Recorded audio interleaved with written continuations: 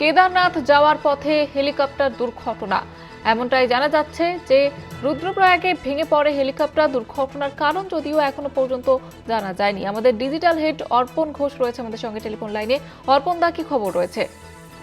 দেখো জমিদা, যে বিষয়টি জানিয়ে রাখি সেটা হচ্ছে বারবার প্রশ্ন উঠছে যে কিভাবে হেলিকপ্টার ভেঙে পড়লো এবং সেই কারণটা খুঁজে বের করার চেষ্টা চলছে। ইতিমধ্যে ইনভেস্টিগেশন শুরু হয়ে গিয়েছে, তবে প্রাথমিকভাবে যেটা মনে করা হচ্ছে যে ওভারলোড, অর্থাৎ উত্তরাখণ্ডে যে ধরনের হেলিকপ্টারগুলো যায় সেখানে সাধারণত 4জন যাত্রী নিয়ে যাওয়া যায়। আজকের যাত্রী সংখ্যা ছিল 6জন এবং একজন পাইলট ছিল, অর্থাৎ সব মিলিয়ে 7জনের যেহেতু হেলিকপ্টারটা ছিল সেখানে ওভারলোডের বিষয়টি বারবার সামনে আসছে।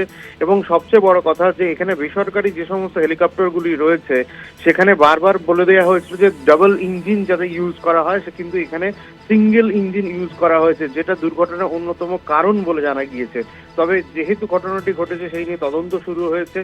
মুখ্যমন্ত্রী, উত্তরাখণ্ডের মুখ্যমন্ত্রী পরিষ্কারভাবে তিনি জানিয়েছেন যে অবশ্যই তদন্ত হবে। তিনি দুঃখ প্রকাশ করেছেন এবং যে বিষয়টি জানা গিয়েছে জয়িতা, সেটা হচ্ছে আজকে সকালেই কিন্তু কেদারনাথ যাওয়ার পথে এই হেলিকপ্টার দেখে যায় এবং তারপরেই 7জনের মৃত্যুর খবর সামনে এসেছে। ত্রিযুগী, নারায়ণ এবং গৌরীকুণ্ডের মাঝামাঝি একটা জায়গাতে রেডার থেকে গায়েব হয়ে গিয়েছিল হেলিকপ্টারটি।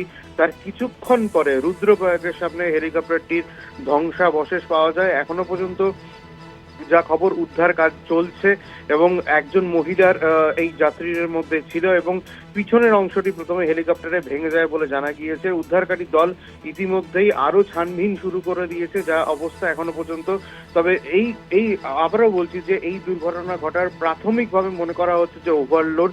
তবে 1.5 মাসের যদি হিসেব দেখো তাহলে এখনো পর্যন্ত 4টি কপ্টার দুর্ঘটনা কিন্তু ইতিমধ্যেই ঘটে গিয়েছে এবং সেটি সবচেয়ে বড় প্রশ্ন যে কিভাবে এই ধরনের ঘটনা বারবার ঘটছে। এবং যে বিষয়টি জানা গিয়েছে সেটা হচ্ছে যে বেসরকারি রুটে হেলিকপ্টার উড়ান নিয়ে বারবার প্রশ্ন ছিল। আজকে সেই প্রশ্ন আরো জোরালো হলো।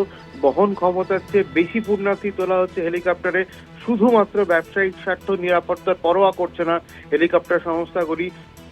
চারধাম যাত্রাকে হেলিকপ্টার ঘিরে ফেললেও বেসরকারি সংস্থাগুলির ওপর কোনো রকম কোনো নিয়ন্ত্রণ নেই বলে বারবার অভিযোগ তোলা হচ্ছে।